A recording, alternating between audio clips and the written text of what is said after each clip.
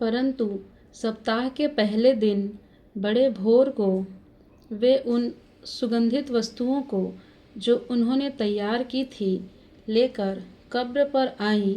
उन्होंने पत्थर को कब्र पर से लुढ़का हुआ पाया, पर भीतर जाकर प्रभु यीशु का शव न पाया।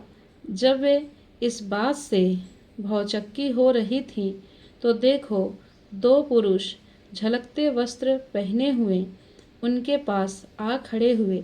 जब वे डर गईं और धरती की ओर मुंह झुकाए रहीं, तो उन्होंने उनसे कहा, तुम जीवते को मरे हुओं में क्यों ढूंढती हो? वह यहाँ नहीं है, परंतु जी उठा है। स्मरण करो कि उसने गलील में रहते हुए तुमसे कहा था, अवश्य है कि मनुष्य का पुत्र पापियों के हाथ में पकड़वाया जाए और क्रूस पर चढ़ाया जाए और तीसरे दिन जी उठे। यीशु ख्रिस्त जी उठा है, सचमुच वह जी उठा है। मैं आचार्य डॉक्टर पूनम साहू। आइए हम आज की आराधना परमेश्वर पिता, परमेश्वर पुत्र और पवित्र आत्मा के नाम से प्रारंभ करते हैं। आमीन। आइए हम एक छोटी प्रार्थना कर लेंगे। मृत्यु को हराकर जी उठने वाले हमारे जीवित उद्धारकर्ता पिता परमेश्वर, हम आपका धन्यवाद करते हैं प्रभु जी। आपके पवित्र विश्राम दिन में हम सब ऑनलाइन ऑफलाइन दोनों माध्यम से आपकी आराधना में प्रभु जी उपस्थित होने पाए हैं। पिता परमेश्वर, हमारे गीतों का गाया जाना, वचन का पढ़ा जाना और संदेश दिया जाना, संगीत में आराधना, सब कुछ प्रभु जी आपको सुखदायक सुगंध के रूप में ग्रहण योग्य हो सके पिता परमेश्वर। और जबकि प्रभु जी आप जिंदा होकर प्रभु हमारे ही अंदर रहते हैं पिता परमेश्वर, तो प्रभु जी बहुतों को हम जीवित कर प्रभु उन्हें भी मसीहा बनाने वाले हो सके। आज की आराधना को आपके हाथों में सौंपते हुए धन्यवाद के साथ छोटी विनती प्रभु यीशु मसीह के नाम से मांगते हैं, आमीन। आइए हम परमेश्वर की महिमा में गीत गा लेंगे। स्तुति के गीत में से 63 नंबर, गाओ गाओ जय के गीत गाओ। आइए हम प्रभु की महिमा में एक और गीत गा लेंगे। स्तुति के गीत से 63 नंबर, गाओ गाओ जय के गीत गाओ। 63 नंबर।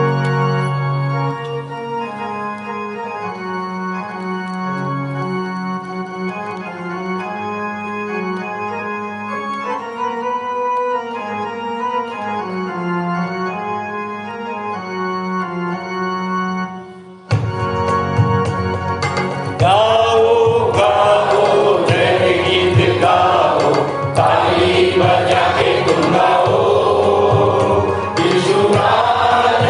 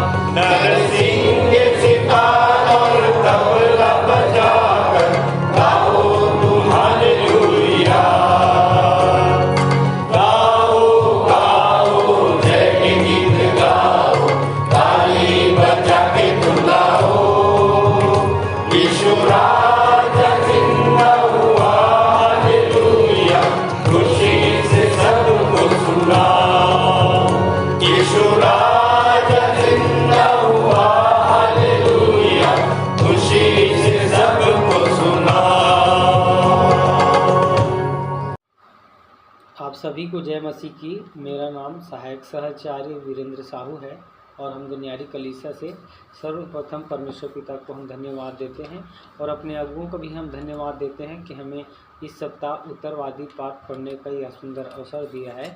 इसके लिए आइए। हाँ, आप सभी को जय मसीह की। मेरा नाम पिंकी साहू है। आइए हम उत्तरवादी पाठ पढ़ने के लिए निकाल लें। यूहन्ना रचित सुसमाचार उसका 20वां अध्याय पहले पद से लेकर हम 23 पद तक पढ़ेंगे। पहला पद मैं पढ़ूंगा और दूसरा पद आप पिंकी जी के साथ पढ़ लेंगे। सप्ताह के पहले दिन मरियम मगदलिनी बड़े सवेरे, जबकि अभी अंधेरा ही था, कब्र पर आई और पत्थर को कब्र में से हटा हुआ देखा। अतः वह दौड़कर शमौन पतरस और उस दूसरे चेले जिससे यीशु प्रेम रखता था के पास आई और उनसे कहने लगी, वे प्रभु को कब्र में से उठा ले गए हैं और हमें नहीं मालूम कि उन्होंने उसे कहाँ रख दिया है। तब पतरस और वह दूसरा चेला निकल कर कब्र की ओर चल पड़े। वे दोनों साथ साथ दौड़ रहे थे, परंतु वह दूसरा चेला पतरस से तेज दौड़कर कब्र पर पहले पहुंचा और झुककर भीतर झांकने पर कफन को अलग पड़ा देखा, परंतु वह अंदर नहीं गया। तब शमौन पतरस भी उसके पीछे पीछे वहां आ पहुंचा और कब्र के भीतर जाकर उसने कपड़ों वहां को पड़े देखा और उस कपड़े की को जिससे यीशु का सिर लपेटा गया था, अन्य कपड़ों के साथ नहीं वरन अलग एक जगह लिपटा हुआ पड़ा देखा। तब वह दूसरा चेला भी जो कब्र पर पहले पहुंचा था भीतर गया और उसने देखा और विश्वास किया। अभी तक वे पवित्र शास्त्र की वह बात न समझे थे कि मृतकों में से उसका जी उठना अवश्य है। अतः ये चेले पुनः अपने अपने घर लौट गए। परंतु मरियम रोती हुई कब्र के बाहर खड़ी रही और रोते हुए उसने झुककर कब्र में झांका और जहाँ यीशु का शव रखा हुआ था, वहाँ उसने 2 स्वर्गदूतों को उजले वस्त्र पहने हुए, एक को सिरहाने और दूसरे को पैताने बैठे देखा। और उन्होंने उससे कहा, हे नारी, तू क्यों रो रही है?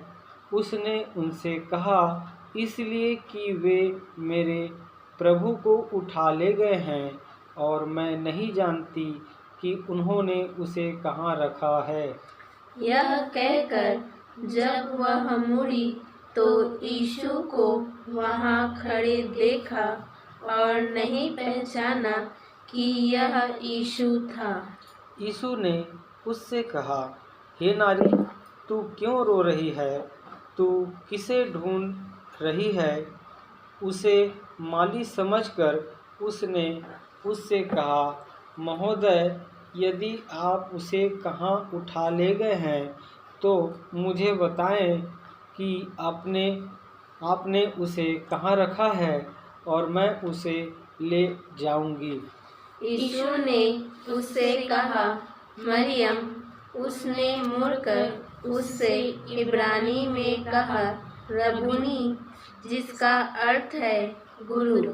यीशु ने उससे कहा, मुझे मत छू, क्योंकि मैं अब तक पिता के पास ऊपर नहीं गया हूँ, परंतु मेरे भाइयों के पास जा और उनसे कह, मैं अपने पिता और तुम्हारे पिता और अपने परमेश्वर और तुम्हारे परमेश्वर के पास ऊपर जाता हूँ। मरियम मगदलनी आकर चेलों को बताने लगी कि मैंने प्रभु को देखा है और कि उसने उससे ये बातें कही थी। उसी दिन जो सप्ताह का पहला दिन था, संध्या के समय, जब वहाँ के द्वार जहाँ चेले थे यहूदियों के डर के मारे बंद थे, यीशु आकर उनके मध्य खड़ा हो गया और उनसे कहा, तुम्हें शांति मिले। जब वह यह कह चुका तो उसने उन्हें अपने हाथ और पंजर दोनों दिखाए। तब चेले प्रभु को देखकर उल्लासित हो उठे। अतः यीशु ने फिर उनसे कहा, तुम्हें शांति मिले। जैसे पिता ने मुझे भेजा है वैसे ही मैं भी तुम्हें भेजता हूँ। और जब वह यह कह चुका तो उससे उन पर फूंका और उनसे कहा, पवित्र आत्मा लो। अंतिम वचन हम एक साथ पढ़ लेंगे। यदि तुम किसी के पाप क्षमा करो तो वे उनके लिए क्षमा कर दिए गए हैं। यदि तुम किसी के पाप बनाए रखो तो वे बनाए रखे गए हैं। परमेश्वर पिता अपने इस पवित्र वचन के पढ़े और सुने जाने पर हम सबको आशीष दे। आमीन। आइए हम विश्वास वचन बोलें। मैं सर्वशक्तिमान पिता पर स्वर्ग और पृथ्वी के सृजनहार परमेश्वर पर विश्वास रखता हूँ। मैं उसके एकलौते पुत्र हमारे प्रभु यीशु मसीह पर, जो पवित्र आत्मा के सामर्थ के द्वारा कुमारी मरियम से जन्मा, जिसने पोंतियुस पिलातुस के राज्य में दुख उठाया, जो क्रूस पर टांगा गया और मारा गया, जो गाड़ा गया और अदृश्य लोक में पहुंचा और तीसरे दिन मृतकों में से फिर जी उठा, जो स्वर्ग पर चला गया और सर्वशक्तिमान पिता परमेश्वर के दाहिने हाथ विराजमान है और जीवितों और मृतकों का न्याय करने फिर आने वाला है। विश्वास रखता हूँ मैं पवित्र आत्मा पर, पवित्र सार्व कलीसिया पर, संतों की संगति पर, देह के पुनरुत्थान पर, पापों की क्षमा पर और अनंत जीवन पर विश्वास रखता हूँ। आमीन। प्रभु को जय मसीह की। आइए हम कलीसियाई प्रार्थना में जाएं। अपनी आंखों को बंद करेंगे, सिरों को झुकाएंगे, हाथों को जोड़ेंगे और अपना ध्यान परमेश्वर की ओर लगाएंगे। महान अनुग्रहकारी सामर्थ्य पिता परमेश्वर, आज इस रविवारी आराधना में पिता हम आपके चरणों के करीब आते हैं। पिता आपको लाखों लाख धन्यवाद देते हैं जीवन की तमाम उत्तम आशीषों के लिए पिता, जो आपने हमें दी है पिता। आपने हमें भला चंगा स्वस्थ रखा, जीवितों के बीच में रखा पिता, और ये सुंदर सुअवसर प्रदान किया पिता कि हम सब मिलकर आपकी महिमा और स्तुति करने पाते हैं पिता। आपके इस पुनरुत्थान दिवस की आराधना में सम्मिलित होने पाते हैं पिता, इसलिए हम आपको लाखों लाख धन्यवाद देते हैं पिता। विनती और प्रार्थना करते हैं पिता, जितने भी लोग इस आराधना में उपस्थित हैं पिता, इस आराधना को सुन रहे हैं पिता परमेश्वर, होने देना पिता कि उन सबों पर पिता आपकी आशीष और आपका अनुग्रह बना रहे पिता। और हम सब मिलके पिता परमेश्वर ना केवल आपके पुनरुत्थान दिवस को मनाने वाले हो सके पिता, बल्कि आप हमारे लिए इस दुनिया में आए और आपने हमारे लिए अपने प्राण को दिया पिता परमेश्वर। इसकी गवाही भी पिता हम अपने जीवन के द्वारा देने वाले हो सके पिता। होने देना पिता हम सब आत्मा और सच्चाई से आगे बढ़ने वाले हो सके पिता। हमारे जीवन में पिता परमेश्वर हमेशा आपकी उपस्थिति हो और हम आपके बताए हुए मार्ग में चलने वाले हो सके पिता। विनती और प्रार्थना है पिता परमेश्वर हम सबों को संभालना, हमारी पूरी कलीसिया में पिता परमेश्वर आपकी उपस्थिति बनी रहे पिता। आप हमारे जीवन के अल्फ़ा और ओमेगा होना पिता, हम सारी चीज़ों में पिता परमेश्वर प्रथम स्थान आपको देने वाले हो सके पिता। विनती और प्रार्थना है पिता आप हमारे साथ हमारे जीवन में और आप हमारी आराधना में पिता परमेश्वर सदैव उपस्थित रहना पिता। हम आपसे ऐसी विनती और प्रार्थना करते हैं पिता, विशेष प्रार्थना करते हैं पिता परमेश्वर।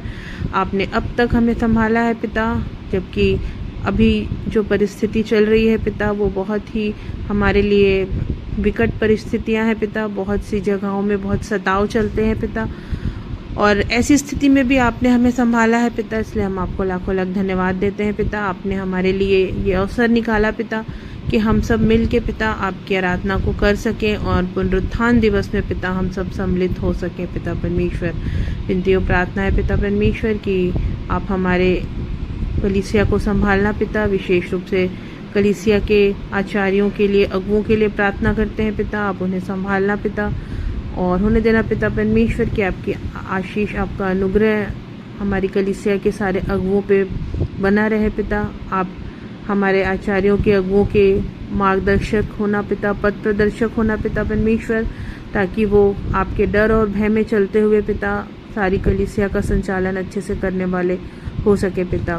विशेष प्रार्थना करते हैं पिता परमेश्वर हमारी कलीसिया के बच्चों के लिए, जवानों के लिए, आप उन्हें भी संभालना पिता, अपना अनुग्रह, अपनी आशीष देना पिता, और होने देना पिता परमेश्वर कि छोटे बच्चे आगे चल के एक मसीह स्तंभ बन सकें और जवान बच्चे पिता परमेश्वर आपके डर और भय में आगे बढ़ सकें और अपनी जवानी के दिन में पिता, जबकि आजकल हम देखते हैं पिता कि बहुत ही शैतान बच्चों पे और जवानों पे अटैक करता है पिता, अनेक माध्यम से पिता, ये दुनिया की बहुत सी चमकने वाली चीज़ों से आकर्षित करता है पिता, और हमारे बच्चे आकर्षित हो जाते हैं पिता। होने देना कि ऐसी शैतान की बुरी बातों से बच्चों को बचा करके रखना पिता, जवान बच्चों को बचा करके रखना पिता, ताकि वो अपनी जवानी के दिनों में पिता आपको भूलने ना पाए पिता परमेश्वर।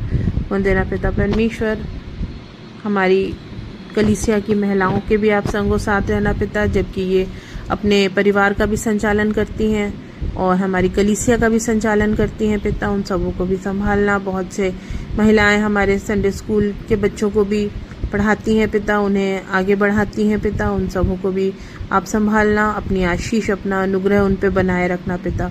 विशेष प्रार्थना करते हैं पिता परमेश्वर, जबकि आज हमारे देश की स्थिति बहुत ही ज़्यादा ख़राब है पिता, बहुत से जगहों पे बहुत सी चीज़ों की कमियां है पिता परमेश्वर, बहुत सी उथल पुथल मची हुई है पिता। हो देना पिता परमेश्वर हमारे देश और हमारे विश्व में पिता परमेश्वर शांति स्थापित हो सके पिता। राजनीति वाले जो लोग हैं पिता, जो नेता हैं, जो राजनीति करते हैं पिता, उन्हें भी आप समझ, बुद्धि और ज्ञान देना पिता, ताकि वो अच्छे से अपने देश का संचालन कर सके पिता, और हम एकता के साथ पिता इस देश में रहने वाले हो सकें पिता, और अच्छे से पिता परमेश्वर हम शांतिबद्ध तरीके से अपने देश में रहते हुए आपके नाम को ऊंचा उठा सकें पिता, और अपने जीवन में, अपने परिवार में और अपने देश में पिता शांति के साथ रहने वाले हो सके पिता।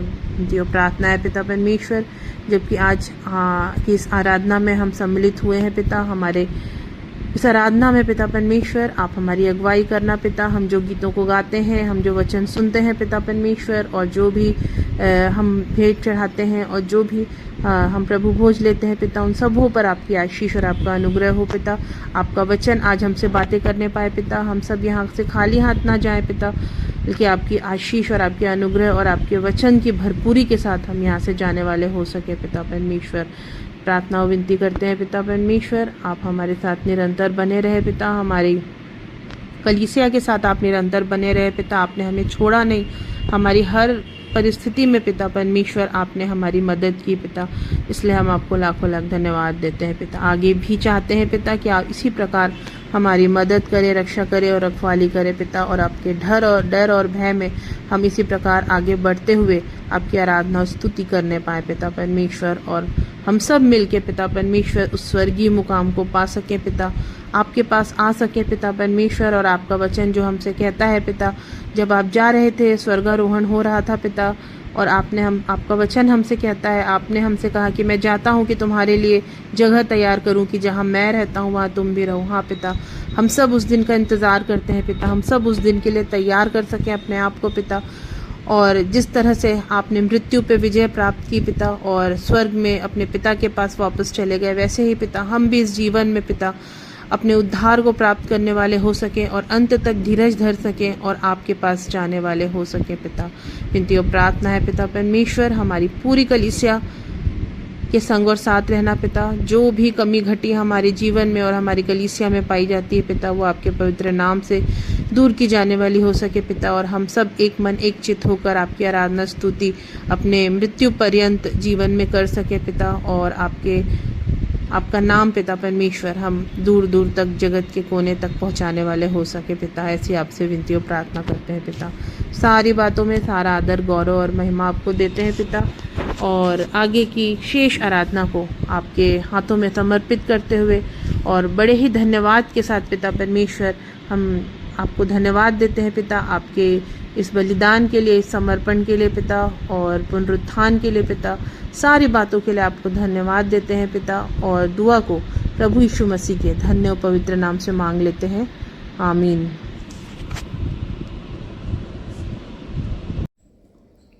मौत भी हार गई उस सुबह के सामने, जब कब्र से निकले वो रोशनी बन के। अंधेरों को हराने आए फिर से, वो जी उठे हैं उम्मीद जगाने सबके, उम्मीद जगाने सबके। आइए हम इस समय विशेष संदेश हमारी सह संचालिका डॉक्टर अल्पना राम जी से सुन लेंगे। आप सबको जय मसीह की। यीशु ख्रिस्ट जी उठा है, सचमुच वो जी उठा है। आज पुनरुत्थान दिवस की मुबारकबाद देते हुए पुनरुत्थान की दास्तान कुछ सुनाना चाहती हूँ। मृत्यु के डर से मृत्यु का डंक तोड़ने की दास्तान है पुनरुत्थान। यीशु से यीशु मसीह बनने की दास्तान है पुनरुत्थान। डेरा सरीखा घर से चिरस्थायी भवन की दास्तान है पुनरुत्थान। नाशमान देह से तेजस्वी देह की दास्तान है पुनरुत्थान। अदन के निष्कासन से स्वर्गलोक में जीवन का फल खाने की दास्तान है पुनरुत्थान। जीवित प्राणी से जीवनदायक आत्मा बनने की दास्तान है पुनरुत्थान। अन्याय सहने से स्वर्गदूतों का न्याय करने की दास्तान है पुनरुत्थान। पुनरुत्थान की दास्तान की एक लंबी लिस्ट है। पुनरुत्थान के दास्तान की एक लंबी लिस्ट है, क्योंकि जो यीशु था अब वो यीशु ख्रिस्ट है। तो पुनरुत्थान के दास्तान की एक लंबी लिस्ट है, क्योंकि यीशु अब यीशु ख्रिस्ट है। जब यीशु की क्रूस पर मृत्यु हो गई तो अरमितिया का यूसुफ और निकोदिमुस ने यहूदियों के गाड़े जाने की रीति पर सब्त के दिन शुरू होने से पहले यीशु के शव को कपड़े में लपेटा, कफन में लपेटा और एक नई कब्र में रख दिया। फिर याजकों और फरीसियों ने पिलातुस से अनुमति लेकर कब्र पर पत्थर की मोहर लगाकर बंद कर दिया और उसकी रखवाली की। पर प्रियो, विरोधियों की मंद बुद्धि समझ न पाई पुनरुत्थान की शक्ति। फिर से, विरोधियों की मंद बुद्धि समझ न पाई पुनरुत्थान की शक्ति। इधर कुछ स्त्रियां मुर्दे से मिलने रात भर तैयारी करती रहीं और बड़ी भोर को अंधेरा रहते ही वे कब्र की ओर चलीं, मन में चिंता लिए कि हमारे लिए पत्थर कौन हटाएगा। सुगंधित वस्तुएं और इत्र लेकर आईं, क्योंकि मुर्दे में दुर्गंध होती है। प्रियो, आज यीशु जिंदा हैं। हम जिंदे से मिलने कैसे आते हैं, कितनी तैयारी करते हैं। वे लोग तो मुर्दे के लिए रात भर जागती रहीं, और परंतु जिंदे से मिलने के लिए हमें कोई वस्तु नहीं, परंतु स्वयं को जीवित और पवित्र और परमेश्वर को भावता हुआ बलिदान करना है। हमें पहले उसके राज्य और धर्म की खोज करना है। कुलुस्सियों 3:1 के अनुसार अपना मन स्वर्गीय वस्तुओं की ओर लगाना है, सुगंधित वस्तुओं पर नहीं। प्रियो, जिंदा ईश्वर तो खुद हमसे मिलने आता है। मरियम मगदलनी कब्र के पास रोते हुए खड़ी थी। यीशु खुद आकर उससे बोले, मरियम। जी उठने के बाद यीशु ने 40 दिनों तक 10 बार लगभग दर्शन दिया। प्रियो, पुनरुत्थान में बड़ी सामर्थ है और पुनरुत्थान की सामर्थ का कुछ बयां करें। अलग अलग संदर्भ हैं जिसमें ये पाई जाती है। पुनरुत्थान की सामर्थ से हमें मिलता है युगानुयुग का जीवन, प्रकाशित वाक्य 1:18। मृत्यु और अधोलोक की कुंजियाँ मिली, प्रकाशित वाक्य 1:19। स्वर्ग पृथ्वी का सारा अधिकार मिल गया, मत्ती 28:18। आँखें खोलने की सामर्थ, लूका 24:30-31। दर्शन देने की सामर्थ, पवित्र शास्त्र बूझने की सामर्थ इम्माउस के रास्ते पर, तेजस्वी देह पाने की सामर्थ, पिंतीकुस्त के दिन पवित्र आत्मा का उतरना, पूरा प्रेरितों के काम पुनरुत्थान की सामर्थ का बयान करते हैं। पौलुस के रुमाल से चंगाई मिल रही है, पतरस की परछाई से बीमार चंगे हो रहे हैं और चेलों ने ढेरों आश्चर्यकर्म किए। ये सब कुछ पुनरुत्थान की सामर्थ है। लेकिन मैं एक मुख्य बात पर फोकस करना चाहूँगी। यीशु के पुनरुत्थान से सुसमाचार, गॉस्पल जिसे कहते हैं इंग्लिश में, यीशु के पुनरुत्थान से सुसमाचार लोकल से ग्लोबल हो गया। फिर से, यीशु के पुनरुत्थान से सुसमाचार लोकल से ग्लोबल हो गया। यीशु ने तो इस्राएल देश में ही प्रचार किया और चेले बनाए, चेले भी वहीं पर रहे। पर यीशु के पुनरुत्थान के बाद स्वर्गदूत ने स्त्रियों से कहा, उसके चेलों से कहो कि वे गलील को जाएं और वहीं उसका दर्शन पाएंगे। मत्ती 28:7 में। यूहन्ना 20:19 और 26 में लिखा है कि सप्ताह के पहले दिन चेले डर के मारे कमरे में बंद थे। 8 दिन के बाद चेले फिर घर के भीतर थे, डरे हुए, और यीशु ने उन्हें दर्शन दिया और कहा, तुम्हें शांति मिले। पुनरुत्थान के पहले जब यीशु ने अपनी सेवकाई शुरू की तो उन्होंने कहा, मेरे पीछे हो लो, मरकुस 2:14, और अन्य स्थानों में भी ये मिलता है। लेकिन पुनरुत्थान के पश्चात यीशु ने कहा, तुम जाओ और जाति जाति के लोगों को चेला बनाओ और उन्हें पिता, पुत्र और पवित्र आत्मा के नाम से बपतिस्मा दो, और जो बातें मैंने तुम्हें मानना सिखाई हैं उन्हें भी मानना सिखाओ, और देखो मैं जगत के अंत तक तुम्हारे साथ हूँ। तो प्रियो, पुनरुत्थान के पहले जब यीशु सेवकाई करते थे तो वो कहते थे, मेरे पीछे चले आओ। लेकिन पुनरुत्थान के बाद स्वर्गदूत ने स्त्रियों से भी कहा कि जाओ और कहो। और चेले अलग अलग जगह चले गए। हम अच्छे से जानते हैं, थोमा भारत आ गया, और आज हम जो विश्वासी हैं, थोमा के भारत आने के कारण ही हम विश्वासी बने। अंद्रियास जो था वो रशिया गया, मत्ती इथियोपिया चला गया, पतरस रोम में प्रचार किया, बर्तुलमय अर्मेनिया में प्रचार किया, यूहन्ना जो था वो इफिसुस गया, जो आज मॉडर्न डे में तुर्की कहलाता है, फिलिपुस सीरिया गया, याकूब स्पेन चला गया। प्रियो, सुसमाचार, इसको इंग्लिश में गॉस्पल कहा जाता है, गुड न्यूज़ भी कहते हैं। और गॉस्पल जो शब्द है, अगर हम उस शब्द को स्प्लिट करते हैं तो उसमें लिखा है, वो पहला आता है गो एंड स्पेल, अर्थात जाओ और कहो।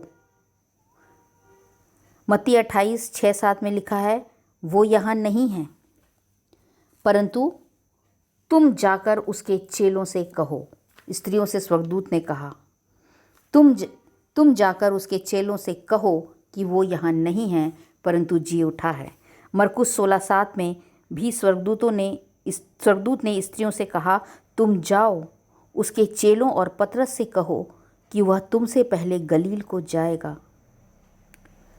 प्रियो, आज यीशु ख्रीष्ट जिंदा हैं, वो जी उठे हुए पर ईश्वर हैं और हमको सुसमाचार सुनाना है। सुसमाचार गॉस्पल का अर्थ है गो एंड स्पेल, जाओ और कहो। गुड न्यूज़ में भी पहला शब्द आता है गो, मतलब जाओ, और गॉड में भी पहले 2 शब्द हैं गो अर्थात जाओ।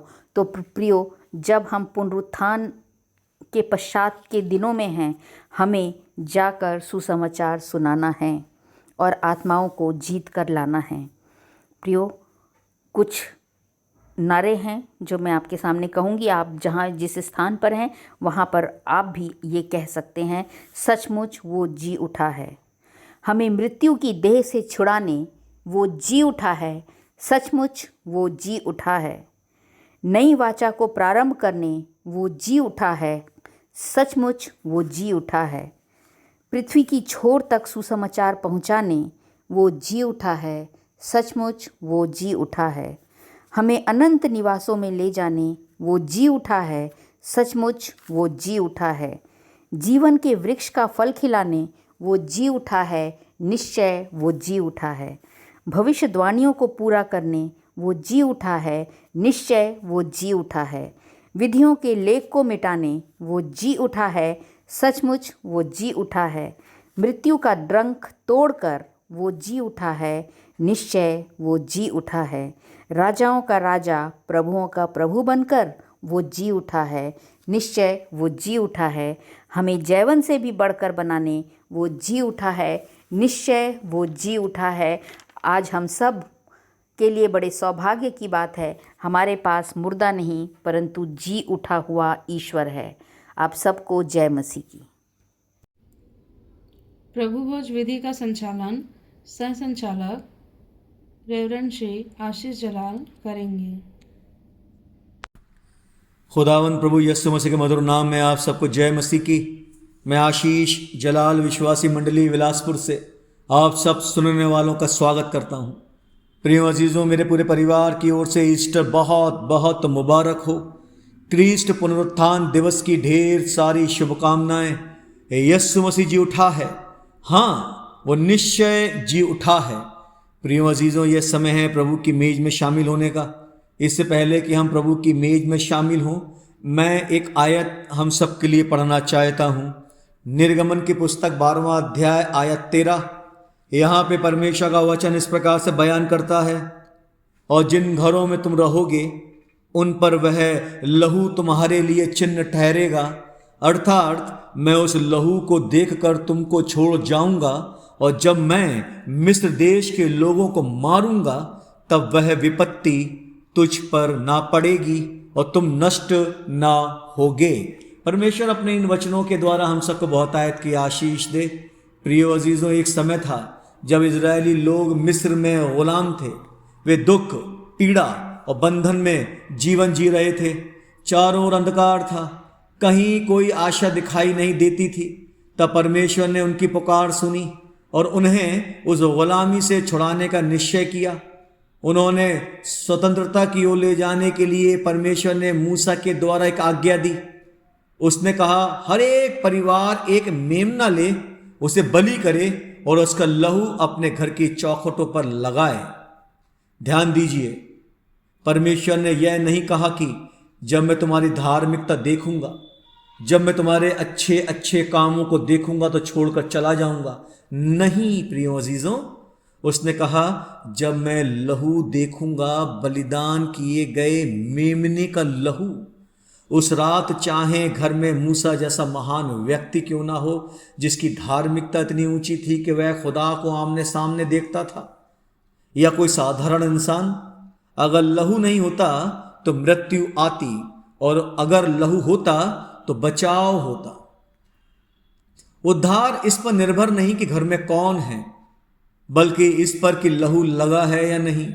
खुदावन के लोगों, यही सच्चाई आज भी नहीं बदली है। आज भी बहुत लोग अपनी धार्मिकता को, अपने कामों को, अपनी सेवा को आगे रखते हैं और बड़ा भरोसा करते हैं, लेकिन सच्चाई यह है कि मनुष्य की अपनी कोशिशें उसे परमेश्वर के सामने धर्मी नहीं ठहरा सकती। खुदा के कलाम में लिखा हुआ है यशायाह 64:6 में, हमारी सारी धार्मिकता मैल चीथड़ों के समान है, इसलिए परमेश्वर ने अपने पुत्र को भेजा। यूहन्ना 1:29 में लिखा है, देखो यह परमेश्वर का मेमना है जो जगत के गुनाह उठा लिए जाता है। यीशु मसीह ने क्रूस पर अपना लहू बहाया ताकि जो कोई इस पर विश्वास करे वह बच जाए। इसीलिए खुदा के कलाम में लिखा हुआ है हम उसके लहू के द्वारा छुटकारा पाते हैं। हाँ प्रिय अजीजों, यह कलाम इफिसियों 1:7 में मिलता है। आज भी परमेश्वर यही देखता है, तुम्हारी योग्यता नहीं, तुम्हारा दर्जा नहीं, तुम्हारी धार्मिकता नहीं, वह यह देखता है क्या विश्वास के द्वारा जीवन पर लहू का चिन्ह है या नहीं। और जब हम विश्वास करते हैं तो वह लहू हमारे जीवन पर लागू हो जाता है। लेकिन यहाँ एक सच्चाई हमें समझनी है। हम कहते हैं कि लहू हमें बचाता है, लेकिन इसका अर्थ यह नहीं कि हम शारीरिक रूप से कभी नहीं मरेंगे। इब्रानियों की पत्री 9वें अध्याय की 27वीं आयत इस प्रकार से बयान करती है, मनुष्यों के लिए एक बार मरना ठहराया गया है। हाँ, शारीरिक मृत्यु हर एक पर आती है, लेकिन आत्मिक मृत्यु, परमेश्वर से अलगाव, यही असली मृत्यु है। प्रिय अजीजों, रोमियो 6:23 कहता है पाप की मजदूरी मृत्यु है, और यही वह मृत्यु है जिससे मसीही का लहू हमें बचाता है। शारीरिक मृत्यु हमें छू सकती है, पर अनंत मृत्यु हम पर अधिकार नहीं कर सकती। आज भी मृत्यु हर दरवाजे तक आती है, लेकिन अब फर्क यह है मौत दरवाजे तक आ सकती है, लेकिन हमारे भीतर का जीवन नहीं छीन सकती, क्योंकि ईस्टर हमें यह भी बताता है कि वह मेमना जो मरा जी उठा है। लूका 24:6 में सरदूत ने उसे गवाही दी है, वह यहां नहीं है परंतु जी उठा है। और यीशु मसीह ने कहा जो मुझ पर विश्वास करता है यदि मर जाए तो भी जीवित रहेगा। इसका मतलब यह है हम समाप्त नहीं होते, हम स्थान बदलते हैं, हम खत्म नहीं होते, हम अनंत जीवन में प्रवेश करते हैं। इसलिए लिखा है 1 कुरिन्थियों 15:55 में, हे मृत्यु तेरी जय कहाँ रही। लहू हमें कब्र से नहीं बचाता, लहू हमें कब्र के बाद की हार से बचाता है। क्रूस ने मृत्यु को रोका नहीं, उसकी अंतिम शक्ति को तोड़ दिया। खुदावन के लोगों, यही सच्चाई हमें प्रभु भोज तक लेकर आती है। जब हम प्रभु भोज में भाग लेते हैं तो हम केवल एक रस्म पूरी नहीं करते, हम उस लहू को याद कर रहे होते हैं जिसने हमें बचाया है। हम उस शरीर को स्मरण कर रहे होते हैं जो हमारे लिए तोड़ा गया, और उस जीवन की घोषणा कर रहे होते हैं जो मृतकों में से जी उठा है। हम ये मानते हैं कि एक लहू बहाया गया, एक बलिदान हुआ, एक जीवन जी उठा है। इसीलिए तो कलाम कहता है मेरा यह लहू जो बहुतों के गुनाहों के लिए बहाया जाता है।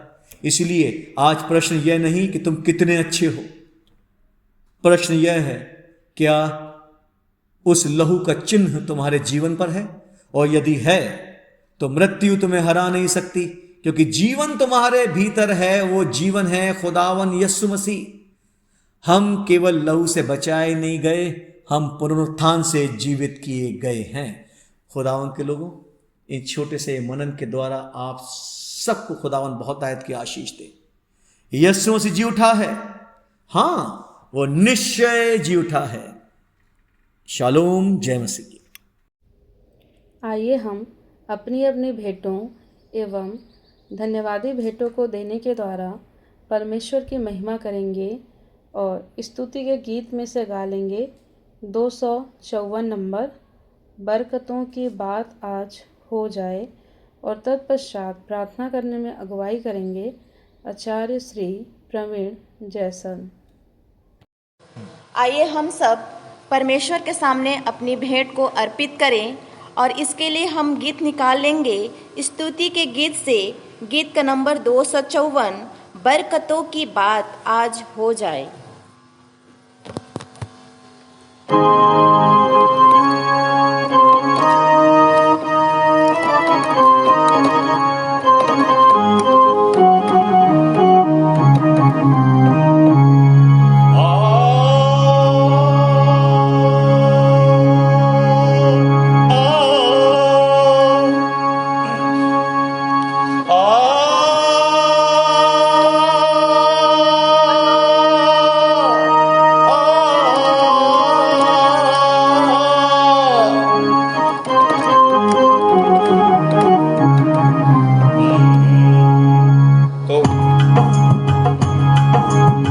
बरकतों की रात आज हो जाए, बरकतों की रात आज हो जाए, यीशु से मुलाकात आज हो जाए, यीशु से मुलाकात आज हो जाए, बरकतों की रात आज हो जाए, यीशु से मुलाकात आज हो जाए।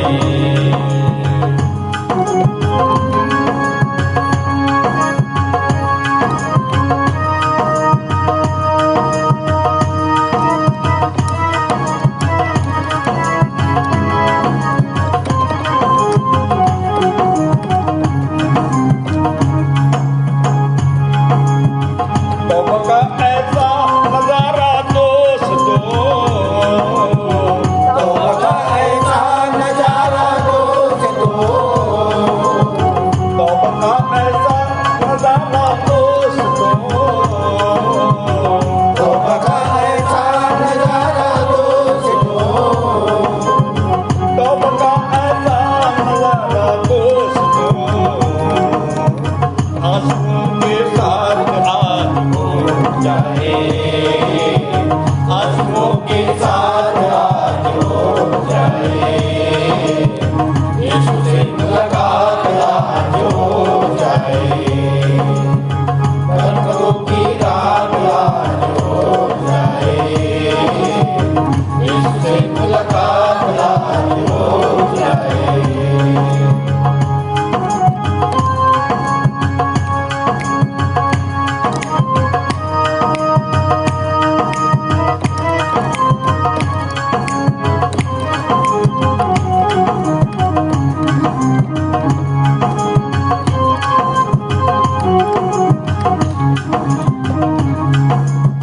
छोड़कर दे जान चीजें सब यहाँ, छोड़कर दे जान चीजें सब यहाँ, छोड़कर दे जान चीजें सब यहाँ, छोड़कर दे जान चीजें सब यहाँ, छोड़कर दे जान चीजें सब यहाँ,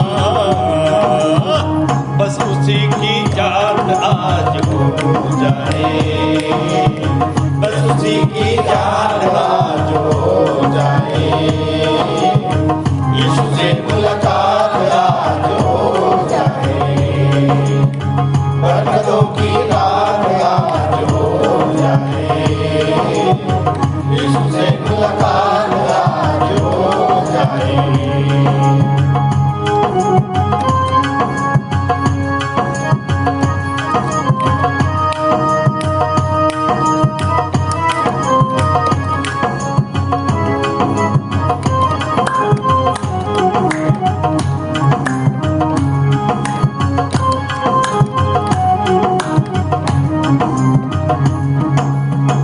आप दिल में सोच कर ये बैठिए, आप दिल में सोच कर ये बैठिए, आप दिल में सोच कर ये बैठिए, आप दिल में सोच कर ये बैठिए, आप दिल में सोच कर ये बैठिए, क्या बस मेरी नजात आज हो जाए, बस मेरी नजात आज हो जाए, यीशु से मुलाकात आज हो जाए, बरकतों की रात आज हो जाए, यीशु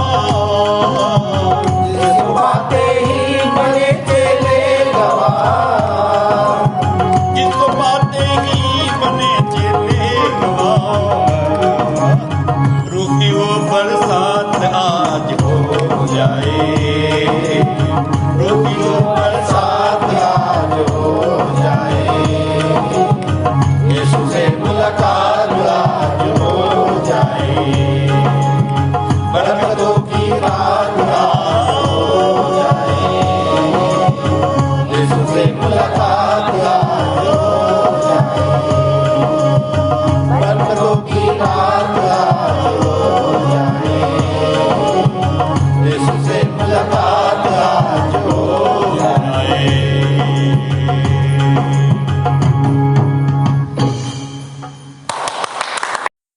आप सबको जय मसीह की। मेरा नाम आचार्य प्रवीण जैसल है। मुझे विश्वासी कलीसियाए 15 वर्ष हो चुके हैं और 15 वर्ष से बना हुआ हूँ। आइए समय होता है कि हम भेंट की प्रार्थना में जाएं। आइए भेंट के लिए हम प्रार्थना करें। आकाश और पृथ्वी के बनाने वाले हमारे सृजनहार पिता परमेश्वर, आकाश के झरोखे खोलकर हमारे ऊपर अपरंपार आशीषों की बारिश करने वाले दयानिधि दयाबंद खुदाबंद, तेरा धन्यवाद करते हैं कि आपने हमें बीते सप्ताह संभाल कर रखा, सुरक्षा प्रदान किया, सफलता प्रदान किया, जन्म की खुशियाँ दी, शादी की सालगिरह की खुशियाँ दी, कमाई में बरकत दी, हमारी खेती बाड़ी उपज को बढ़ाया। हम सभी तेरा धन्यवाद करते हैं। पिता परमेश्वर, जितनों ने आपको हर्षित मन से भेंट चढ़ाया है, आप उसे बड़ी दया से ग्रहण करें कि आपके राज्य के प्रचार प्रसार और बढ़ती में खर्च होने पाए पिता। और जो कुछ प्रभु अंश हमने अपने पास रखा है उस पर तेरी आशीष होने पाए खुदावन पिता।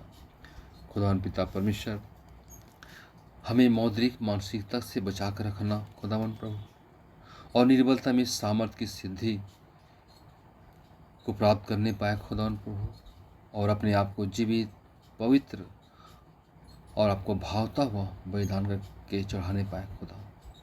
और पिता परमेश्वर, अपनी आत्मिक सेवा को पूरी करने में आप हमारे सहायक हो। हम धन्यवादित हैं कि आज तेरे पवित्र भवन में हर्षित मन से आनंद मन से हम पाए जाते हैं खुदा। हम धन्यवाद करते हैं खुदा। खुदावन पिता परमेश्वर, जिन छोटे बड़े हाथों ने दिया है उन्हें बहुतायत की आशीष देना खुदा। कमी घटी में चढ़ाया है उन्हें भी आशीष देना खुदावन पिता। और वो अपनी सफलता में, शादी की सालगिरह, जन्मदिन खुशियाँ और सफलता में पिता परमेश्वर आपके सम्मुख भेंट लेकर आए खुदा। उन भेंट को बड़ी देर से आप ग्रहण करें और सभी को आशीष देना होगा। सबके खत्ते खजाने भय रहे पिता परमेश्वर। आप हम तेरा धन्यवाद करते हैं सुंदर इस प्रेम के लिए पिता, और इस संगति के लिए खुदा। हम आनंदित हैं पिता। सारी बातों में तुझे महिमा मिले पिता। इस नम्र विनती को अपने मुक्तिदाता उद्धारकर्ता प्रभु यीशु मसीह के नाम से मांगते हैं, आमीन। उत्तरवादी पाठ पर हम मुख्य संदेश सुन लेंगे हमारे संचालक जी से। आप सबको ख्रीष्ट पुनरुत्थान दिवस की बहुत बहुत बधाई। प्रियो, आज सारी सृष्टि झूम रही है, गा रही है, और गाते गाते वो कह रही है, कहती हवाएं कहती घटाएं, आओ सब मिलकर खुशियाँ मनाएं, आओ सब मिलकर खुशियाँ मनाएं। कब्र का पत्थर लुढ़का हुआ है, मेरा मसीहा जिंदा हुआ है। कहती हवाएं कहती घटाएं, आओ सब मिलकर खुशियाँ मनाएं। तो प्रियो, पूरी पृथ्वी पर सृष्टि में आनंद ही आनंद है। क्यों? जी उठा है मसीहा, जी उठा है मसीहा, जी उठा है मसीहा। वो मर कर जी उठा है, मौत का बंधन तोड़ कर। मेरा मसीह जी उठा है, मेरा मसीह जी उठा है। अद्भुत काम किए जिसने मृत्यु पर पाकर विजय, मुर्दों को जीवन देकर उपकार हम पर किया है। अद्भुत काम किए जिसने मृत्यु पे पाकर विजय, मुर्दों को जीवन देकर उपकार हम पे किया है। जी उठा है मसीहा, जी उठा है मसीहा, जी उठा है मसीहा। ओ मर कर जी उठा है, मौत का बंधन तोड़ कर मेरा मसीह जी उठा है, मेरा मसीह जी उठा है, मेरा मसीह जी उठा है। और प्रियो, ये खुशी इसलिए भी है कि भोर सवेरे घोर मरण का तोड़ा बंधन भारी, तोड़ा बंधन भारी। जय प्रभु यीशु जय अधिराजा, जय प्रभु जय जयकारी, जय प्रभु जय जयकारी। सो आज आप भी खुशी से ताली बजा के गा सकते हैं। गाओ गाओ जय के गीत गाओ, ताली बजा के तुम गाओ। यीशु राजा जिंदा हुआ, हालेलुया, खुशी से सबको सुना। यीशु राजा जिंदा हुआ, हालेलुया, खुशी से सबको सुनाओ। कब्र पर था एक बड़ा पत्थर, कैसा हट गया वह देखो। बंद रख न सकी रोमी राज की मुहर, कभी ईश्वर के पुत्र को। बंद रख न सकी रोमी राज की मुहर, कभी ईश्वर के पुत्र को। गाओ गाओ जय गीत गाओ, ताली बजा के तुम गाओ। यीशु राजा जिंदा हुआ, हालेलुया, खुशी से सबको सुना। यीशु राजा जिंदा हुआ, हालेलुया, खुशी से सबको सुना। सो प्रियो, आज का उत्तरवादी पाठ है यूहन्ना 20:1-23। और जैसा कि शुरू से गानों में बताया गया कि यीशु का पुनरुत्थान हुआ और इस घटना के विषय में क्या क्या हुआ, ये सब कुछ यहाँ पर लिखा है और मैं आपके सामने पढ़ रहा हूँ। शुरू के 5 आयतें, यूहन्ना 20:1-5। सप्ताह के पहले दिन मरियम मगदलिनी बड़े सवेरे, जबकि अभी अंधेरा ही था, कब्र पर आई और पत्थर को कब्र से हटा हुआ देखा। अतः वह दौड़कर शमौन पतरस और दूसरे चेले जिससे यीशु प्रेम रखता था के पास आई और उनसे कहने लगी, वे प्रभु को कब्र में से उठा ले गए और हमें नहीं मालूम कि उन्होंने उसे कहाँ रख दिया है। तब पतरस वह दूसरा चेला निकलकर कब्र की ओर चल पड़े। वे दोनों साथ साथ दौड़ रहे थे, परंतु वह दूसरा चेला पतरस से तेज दौड़कर कब्र पर पहले पहुंचा और झुककर भीतर झांकने पर कफन को अलग पड़ा देखा, परंतु वह अंदर नहीं गया। सो प्रियो, आज का पाठ एक ऐसा दर्शन है जो श्रापित पृथ्वी को, श्रापित मानव को उद्धार दिलाने का दर्शन है। परंतु कितने दुर्भाग्यशाली हैं या उनके पास अभी तक ये सुसमाचार नहीं पहुंचा और वे इस दर्शन से वंचित हैं। और जब तक इस जीवते यीशु को, जिसको कि आज मसीहा की डिग्री मिली है, उसका दर्शन नहीं करेंगे, तब तक उनका जीवन भी शापित ही रहेगा। सो हम भाग्यशाली हैं कि हमने उस पर विश्वास किया है और इसीलिए आज हमारे मन आनंद से भरे हुए हैं। और ये जो घटना है, इसके पीछे पूरी साफ साफ लिखाया हुआ है। और मैं गिडियन बाइबल से आपके लिए लगातार पढ़ते जा रहा हूँ 6वें पद से। तब शमौन पतरस भी उसके पीछे पीछे वहाँ आ पहुँचा और कब्र के भीतर जाकर उसने कपड़ों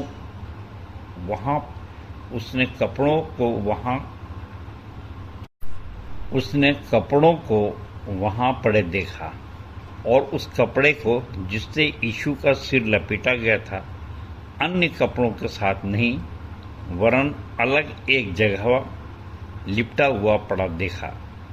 तब वह दूसरा चेला भी जो कब्र पर पहले पहुंचा था भीतर गया और उसने देखा और विश्वास किया। अभी तक वे पवित्र शास्त्र की वह बात न समझे थे कि मृतकों में से उसका जी उठना अवश्य है। अतः ये चेले पुनः अपने अपने घर लौट गए। तो प्रियों, इस 10वीं आयत पर ध्यान मैं आपका आकर्षित करना चाहता हूँ, जहाँ लिखा है कि ये चेले पुनः अपने अपने घर लौट गए। आज भी कितनों को विश्वास नहीं है और कितने ये कह देते हैं भीड़ में या दूसरों से बहस ना हो या अपनी झिझक छिपाने के लिए, नहीं हमको विश्वास है, हमको भी विश्वास है। ये विश्वास ऐसा शब्द है जिसे सब अन्य जाति भी केवल कहते हैं, सिर्फ विश्वास होना चाहिए। तो कुछ मांगो, चाहे किसी से भी मांगो, किसी भी ईश्वर से मांगो तो मिलता है। अगर विश्वास ही नहीं है तो कैसे मिलेगा। मेरे प्रियो, यहाँ पर फिर से इसीलिए इब्रानी 11 में जो परिभाषा दी गई है 11:1 में कि विश्वास आशा की गई वस्तुओं का निश्चय और अनदेखी वस्तुओं का प्रमाण है। अब यहाँ पर क्या विश्वास है और क्या अनदेखी वस्तु है। प्रियो, मेरी आपके सबकी कमजोरी है, कोई कहे ना कहे, शायद झिझक से ना कहे, परंतु मैं कहता हूँ कि मैं बचपन से यीशु मसीह को जानता मानता हूँ। परिवार के लोग जानते हैं, बहुत कुछ सुना था, पर मृतकों में से जी उठा है और बाद में वो मसीहा बना है और आज भी दर्शन दे रहा है। इन बातों पर मैं विश्वास नहीं करता था। प्रियों, अगर लंबी चौड़ी बात ना कहूँ तो यही कह सकता हूँ कि ये अच्छी बात है कि हम खुले रूप में स्वीकार करते हैं। प्रियों, ये विश्वास नहीं होना और इसको कबूल कर लेना, एक्सेप्ट कर लेना, मान लेना भी एक रचनात्मक मोड़ हो सकता है। हम अगर ये कहें कि हमारे लोग कहेंगे कि एक ऐसा मसीही है, एक ऐसा ईसाई है, बचपन से उसी जात का है, उसी और उसके बावजूद ये विश्वास नहीं करता, शायद हंसी उड़ाएंगे। परंतु मैंने स्पष्ट रूप से कहा कि मैं विश्वास नहीं करता कि कोई मुर्दों में से जी उठ सकता है। परंतु अब सब कहते हैं इसलिए कहना पड़ता है, कह दिए। और आज भी एक बहुसंख्यक लोग, अनजाति तो खैर नहीं मानते कि इसके मृत्यु के बाद कोई इस प्रकार से जीवन नहीं है, ऐसा मानते हैं। सो प्रियो, ये 3 क्वालिटी के लोग में बताया कि भाई उसी कौम के होने के कारण से हमको 4 लोगों से के सामने एक्सेप्ट करना पड़ता है, पर हृदय से नहीं और 100% नहीं।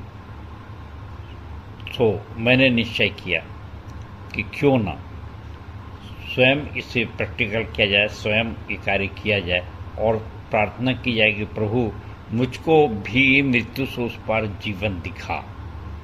प्रियों, आज मेरे और आपसे के लिए जो ये प्रश्न है कि प्रभु, ये प्रार्थना है कि प्रभु तो हमको भी मृत्यु से उस पार का जीवन दिखा, और इस मृत्यु का जो कष्ट होता है, पता नहीं किस प्रकार की मृत्यु आएगी, कैसी मृत्यु आएगी, ये सोचकर ही कभी कभी हम सिहर जाते हैं। परंतु परमेश्वर का धन्यवाद हो कि आप सब जानते हैं कि कैसे 16/4/2004 को मुझको मृत्यु का सामना करना पड़ा, हार्ट अटैक आया और उसकी गवाही है। और उसके बाद जो चौथे या पाँचवें दिन के बाद जब मुझको छुट्टी मिली, जब मैं वहाँ से आया, तो आज भी वो प्रमाण पत्र है जो बहुत स्पष्ट सबके सामने है, जहाँ लिखा है कि मरीज को उसकी ये मरीज छुट्टी देने योग्य नहीं है, परंतु उसकी ज़िद के कारण उसे छुट्टी दी जा रही है। और ये ज़िद नहीं प्रियों, एक अनुभूति है, एक एहसास है कि मसीहा आज भी हमारे अंदर रहता है और हमारे अगर हम चाहें और उससे मांगें तो हमको दर्शन देने के लिए आज भी तैयार है। परंतु इसके लिए ये आवश्यक है, इसकी जांच भी परमेश्वर करेगा कि क्या आप निश्चित धारणा से उस कष्ट को उठाने के लिए तैयार हैं अथवा नहीं। कि मारा जाऊं तो मारा जाऊं, मारी जाऊं तो मारी जाऊं, पर जाऊंगी, मारा जाऊं तो मारा जाऊं, पर जाऊंगा। इस प्रकार का एक दृढ़ निश्चय जो होता है, निश्चित धारणा होती है, इसको परमेश्वर परखता है। और नहीं तो कहने वाले हजारों करोड़ अरबों होते हैं, परंतु वास्तव में सहने वाला बहुत कम ही सहने वाले बहुत कम ही मिलते हैं। मेरे पास तो यही प्रमाण है कि आप प्रभु में हैं, और अगर वो शक्ति नहीं होती तो आप प्रभु के लिए नहीं जीते जाते। और यही मेरा कार्य है, यही मेरी गवाही है और यही मेरा सबूत है, प्रूफ है। परंतु ये स्वर्ण अवसर भी कैसे प्राप्त होता है, 11वें पद से देखिए आगे की बातें।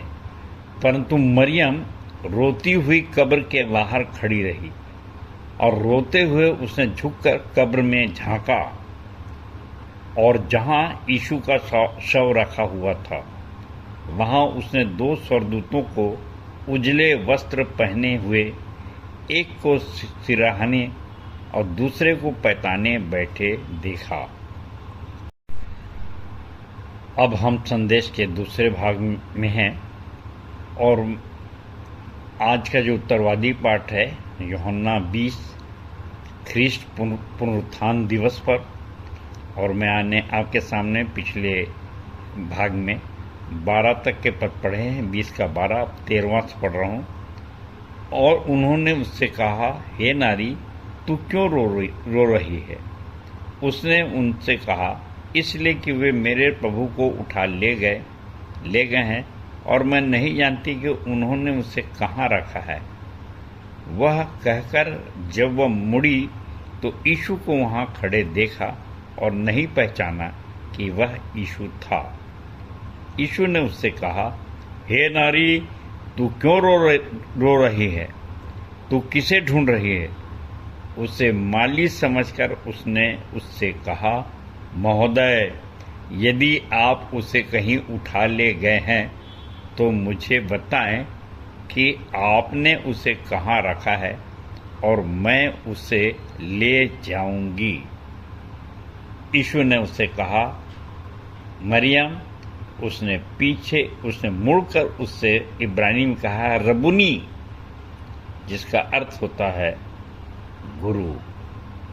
प्रियों, यहाँ पर मरियम मगदलिनी का प्रेम देखिए, कैसे उसने सुसमाचार सुना यीशु मसीह से और कैसे उसका विश्वास इतना अटल था कि अन्य चेलों से, पुरुषों से भी वो आगे बढ़ गई। और कितना कष्ट उठाई होगी उसने कि सारे चेले लौट गए, फिर भी वो इस आशा से और इस विश्वास से वहाँ खड़ी रही।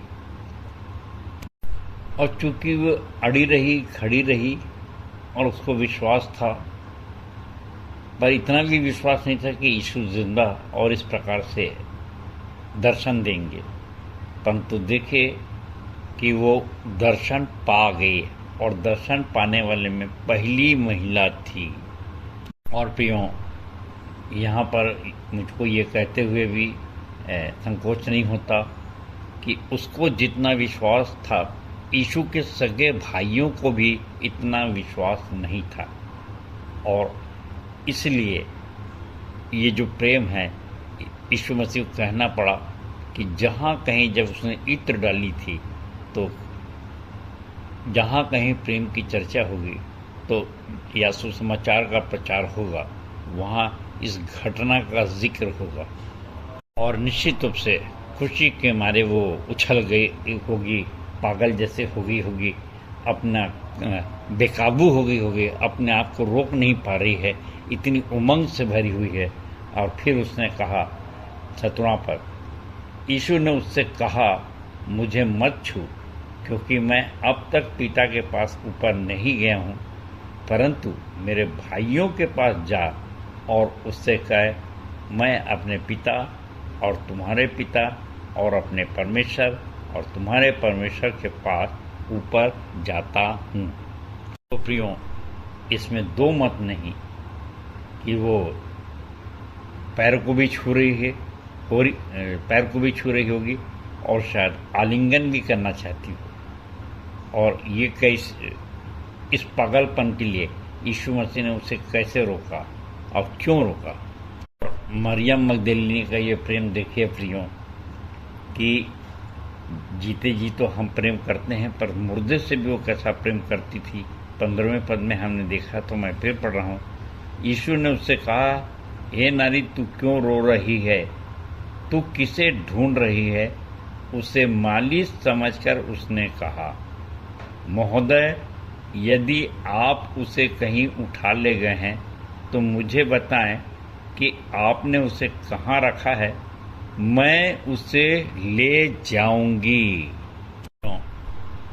इस घटना से एक बात बहुत स्पष्ट है कि हमने यदि साइंस के हिसाब से भी अपने अंदर मसीहा को बसते और चलते फिरते अनुभव किया है, तो निश्चित रूप से भी हमारा विश्वास ऐसा ही दृढ़ रहेगा। क्योंकि गुरुमत में मैंने कहा है और लिखा भी है कि यदि आपको ईश्वर को देखना ही है तो दर्पण में अपने आप को देखें, और यदि शैतान को देखना है तो भी दर्पण में अपने आप को देखें। अगर आपका विश्वास कारण और परिणाम के प्रति निश्चित विज्ञान के अनुसार है, क्योंकि अनुभूति हमको होती है कि हमारे अंदर मसीहा आ गया है या नहीं आया। क्योंकि प्रियो, धोखा बहुत ज़्यादा है और मैं अपने प्रियों को धोखे में नहीं रखना चाहता, इसीलिए रूमी 9:27 पे अक्सर ध्यान आकर्षित करता हूँ लोगों का कि यदि इजरायलियों की संख्या समुद्र के बालू के समान हो जाए तो भी थोड़े ही बचेंगे।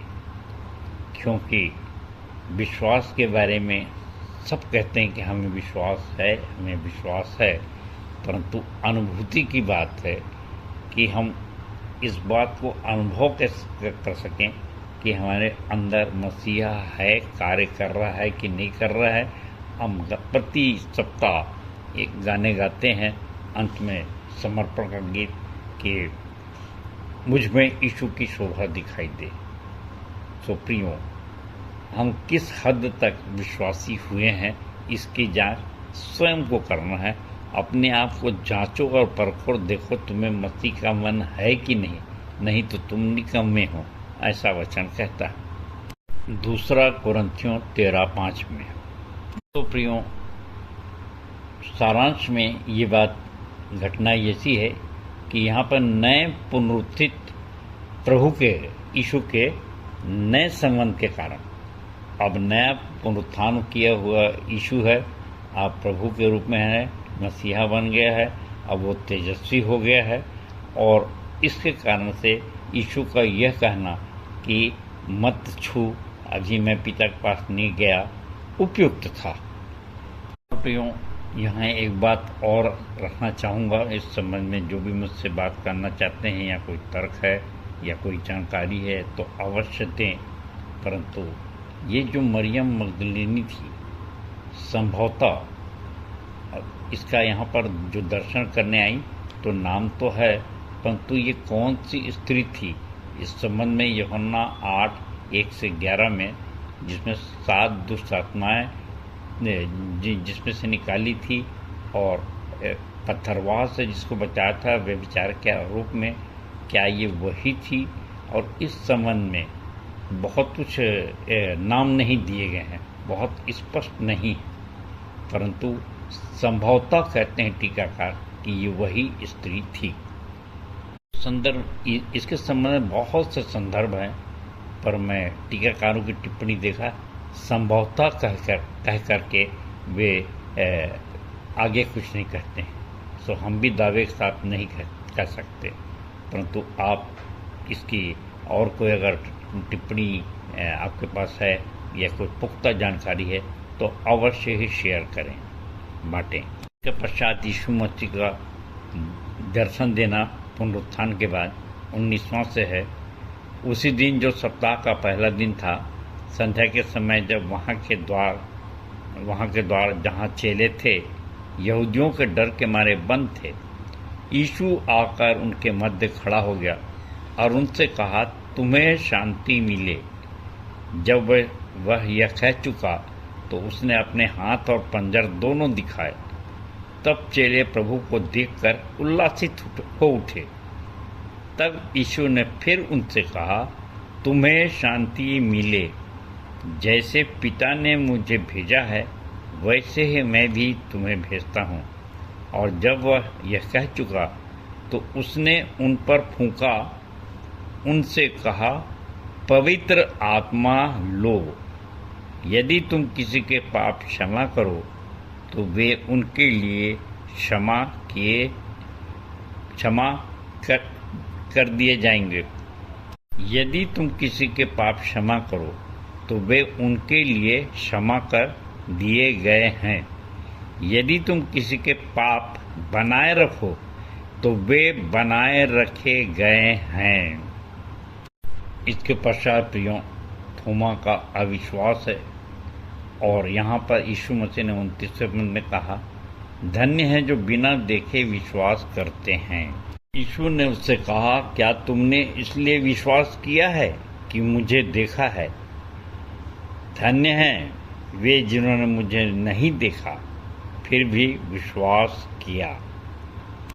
आज विश्वास करने के लिए हमारे पास जो है वो डाकू का उदाहरण है कि कैसे उसने एक वचन को सुनकर और विश्वास किया और उसी दिन उसको पुरस्कार मिला कि आज ही तू मेरे साथ स्वर्गलोक में होगा। मेरे प्रियो, आज वचन पर विश्वास करने के लिए हमको स्वयं प्रैक्टिकल करना पड़ेगा ताकि वो वचन हमारे में देहधारी हो और हमारे अंदर डेरा कर जाए, पच जाए। जैसे हम कोई टॉनिक लेते हैं शक्ति के लिए और वो अगर हमको डाइजेस्ट हो जाए, पच जाए, तो निश्चित रूप से उसकी शक्तियाँ होती हैं। इसी प्रकार से वचन को पचाने के लिए प्रयोग करके ज़रूरी है। इसीलिए यहेजकेल 3 में कहा है कि इस वचन को खा लो और पचा लो। और जितने हैं कि कहते हैं कि हमने पचा लिया है और अगर नहीं पचाए तो उससे शक्ति भी नहीं मिलेगी। क्योंकि आज हम कैसा विश्वास करते हैं हम ही जाने, और इसके पश्चात हम अपने आप को ही दर्पण में देखें कि हमें मसीहा चलता फिरता दिखाई देता है अथवा नहीं। अपने विश्वास को दृढ़ता से थामे रहें। हो सकता है कि आपके प्रिय अजीज कुछ तो विश्वास कर रहे हैं, परंतु कुछ हो सकता है कि न भी करें, और अंत के समय में तो शायद कोई भी विश्वास न करे। तो आपको विचलित होने की आवश्यकता नहीं है और न पड़ेगी। दूसरों के विश्वास करने या न करने से आप विचलित न हों और अपना अनंत जीवन न खोएं, परंतु दृढ़ता से अपने विश्वास में रह करके और जो काम हमें करना है, सब जाति को चेला बनाना है, दुख उठाना है, मृत्यु का सामना करना है, ये सब करते रहिए तो निश्चित रूप से आप और जो भी ऐसा करेगा इस जीवन में बहुतायत का जीवन और परलोक में अनंत जीवन को अवश्य ही प्राप्त करेगा। सो परमेश्वर अपने वचन के कहे जाने पर आशीष दे सबको। जय मसीह की, जय मसीह की और जय मसीह की। धन्यवाद। क्रिस्ट जी उठा है और निश्चय वह जी उठा है। Christ is risen, indeed he is risen. धन्यवाद। उत्तरवादी पाठ पर सुंदर, सारगर्भित एवं व्यवहारिक संदेश के लिए हमारे मंदिर के संचालक जी एवं उनके पूरे परिवार को प्रभु बहुतायत की आशीष दे। हम अपनी आराधना के अंतिम भाग में हैं और हम गीत गा लेंगे हमन गाना गाबुन से 61 नंबर, देख यीशु आता बादलों पर आता। और अंतिम प्रार्थना करने में अगुवाई करेंगे आचार्य श्री राजकुमार निशाल और अंतिम आशीष हम संचालक जी से प्राप्त कर लेंगे।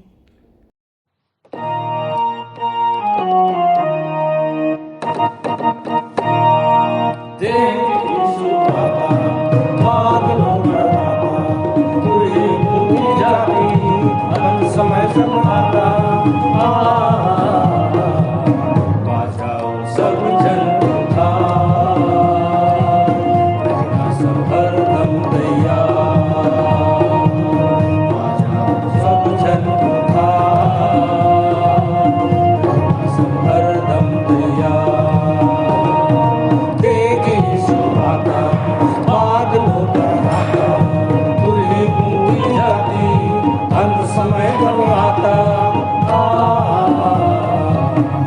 जाओ सब जन उद्धार, रहना सब हरदम तैयार। बजाओ सब जन उद्धार, रहना सब हरदम तैयार। काल बुरी कम लड़ाइयाँ, नई बीमारियाँ, नफरत और दूरियाँ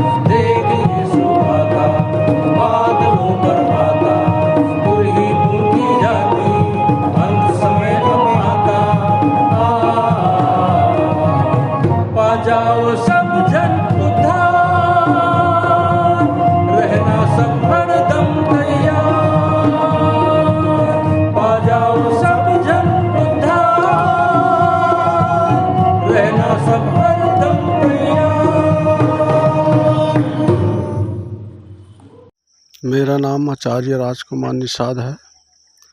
प्रभु में मुझे 13 वर्ष हो गया।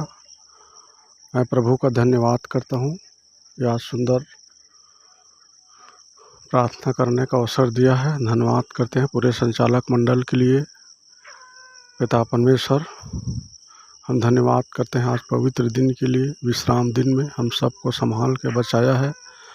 पिता परमेश्वर, हम आपका हृदय धन्यवाद करते हैं प्रभु कि हम आपकी आराधना स्तुति आत्मा और सच्चाई से आपके कलीसिया में सुन चुके हैं। प्रभु, हम आपका हृदय धन्यवाद करते हैं जितने भी पिता परमेश्वर तेरे दास भक्तों के द्वारा कहे गए वचन पिता परमेश्वर जो हमने यहाँ सुना है, पिता हमारे दिलो दिमाग में बसने वाले हो सके, ऐसी तेरी दया तेरी कृपा को बनाए रखना पिता परमेश्वर। प्रभु जी, प्रार्थना करते हैं जितने नए नए विश्वासी हैं उन सब पर तेरे दया अनुग्रह को चाहते हैं। ये हर एक पर तेरी आशीष अनुग्रह को चाहते हैं। जो कोई बीमारी है वो चंगे हो सके, और जो शैतानी शक्ति से ग्रसित है पिताजी वो यीशु मसीह नासरी के नाम से छुटकारा पा सके, ऐसी तेरी दया तेरे अनुग्रह को चाहते हैं। आज पवित्र दिन के लिए पिता प्रभु जी, ईस्टर के दिन में प्रभु आपने हम मनुष्यों के लिए मरा और तीसरे दिन जी उठा। और पिता परमेश्वर, आज निश्चित ही पिता परमेश्वर आपके हम उस शास्त्रों के द्वारा हम पढ़ते हैं पिता परमेश्वर, और पिता हम निश्चित ही उसमें पाए जाते हैं प्रभु, क्योंकि तूने हमारे प्रार्थनाओं को सुनने वाला परमेश्वर है। पिता परमेश्वर, तेरी दया तेरे अनुग्रह हम सब पर बनाए रखना कि वो क्रूस पर कहे गए हर एक जो वाणी है पिता परमेश्वर समझ सके, सीख सके और तेरे नाम की महिमा कर सके। और जितने भी यहाँ प्रभु भोज भेंट और खुदा के दास के द्वारा जो वचन कहे गए उन सब आपको सुखदायक सुगंध के रूप में ग्रहण योग्य हो सके, और हम सब को पिता परमेश्वर तेरे आशीषों से भरना। हम विशेष प्रार्थना करते हैं यहाँ के अगुवे के लिए पिता परमेश्वर, मंदिर के संचालक स्व संचालक पास्टर पहलवानों के लिए, सचारियों के लिए, हर एक को ज्ञान और बुद्धि समझ के भरपूर करना पिता, कि तेरे आत्मा की चला चल सके और कोई प्रकार की अशुद्ध शैतानी शक्ति कार्य न कर सके, परंतु आपकी आत्मा के अगुवाई में डील डॉल में आगे बढ़ सके पिता, और आपके प्रकाशन दर्शन से भरपूर हो सके, ऐसे तेरी दया तेरे अनुग्रह को चाहते हैं। और परमेश्वर पिता, हम निवेदन प्रार्थना करते हैं जबकि यहाँ से अपने अपने गंतव्य को ओर जाते हैं, सबको आपके हाथों में सौंपते हैं पिता, कि वो सुरक्षित अपने गंतव्य तक पहुँच सके और तेरे नाम का धन्यवाद कर सके। पिता परमेश्वर, हम सारी बातों के लिए धन्यवाद करते हैं पिता कि तूने हमारी प्रार्थना सुना है। जो कुछ हम नहीं कह पाए सब बातों को आपके पवित्र हाथों में सौंपते हुए छोटी विनती उद्धार करता प्रभु यीशु मसीह के नाम से मांगते हैं, आमीन। सबको जय मसीह। हे हमारे पिता, तू जो स्वर्ग में है, तेरा नाम पवित्र माना जाए, तेरा राज्य आए, तेरी इच्छा जैसे स्वर्ग में पूरी होती है वैसे ही इस पृथ्वी पर भी पूरी हो। हमारे दिन भर की रोटी आज हमें दे, और जैसे हमने अपने अपराधियों को क्षमा किया है वैसे ही तू भी हमारे अपराधों को क्षमा कर, और हमें परीक्षा में ना डाल, परंतु बुराई से बचा, क्योंकि राज्य, पराक्रम और महिमा सदा तेरे ही है, आमीन। और अब शांतिदाता परमेश्वर, जिसने भेड़ों के महान रखवाले हमारे प्रभु यीशु मसीह को सनातन वाचा के लोहू द्वारा मृतकों में से जीवित कर दिया, तुम्हें सब भले गुणों से परिपूर्ण करे, जिससे तुम उसकी इच्छा पूरी करो और जो कुछ उसकी दृष्टि में प्रिय है वह यीशु मसीह के द्वारा हमारे अंदर पूरा करे। उसी की महिमा युगान युग होती रहे। आमीन।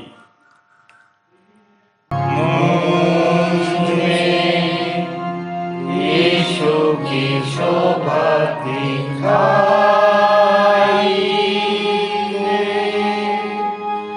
उसका अद्भुत प्यारा सा निर्मलता हेतु आत्मा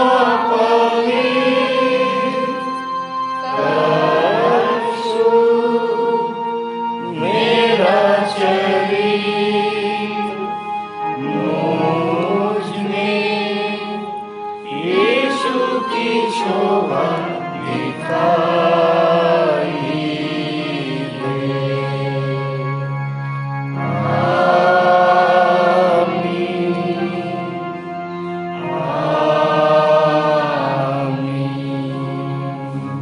आप सबको जय मसीह की। जय मसीह की।